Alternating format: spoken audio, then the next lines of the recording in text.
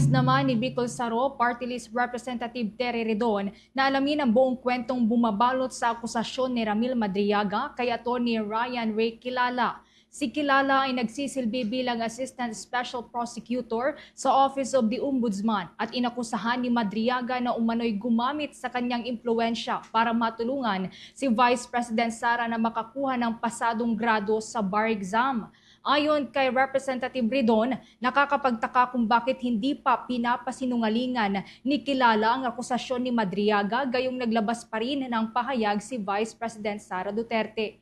Nais namang marinig ng mamabatas kung ano ang tunay na naging papel ni Kilala sa pamilya Duterte, lalo at sa naunang statement ng Vice Presidente Anya ay hanggang sa libel lamang ni Kilala ang inaabot ni Madriaga. Mahalagaan niyang malaman kung paano napasama si Kilala sa grupo ni Vice President Sara hanggang sa panahong si Madriaga ay nasangkot sa kidnapping activities. Ang naturang koneksyon ay mahalagaan niya para matukoy kung may mga questionabling transaksyon ang pangalawang Pangulo habang susuportahan din nito ang mga naunang testimonya ni Madriaga.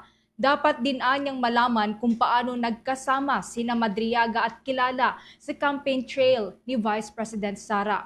Kung maalala, matapos ang controversial na testimonya ni Madriaga noong nakalipas na linggo, ay pinadalhan na rin ng Office of the Ombudsman ng show cause order si Assistant Special Prosecutor Kilala. Pinagpapaliwanag ang abogado dahil sa umano'y pagkakasanggot niya sa ilang irregular activities.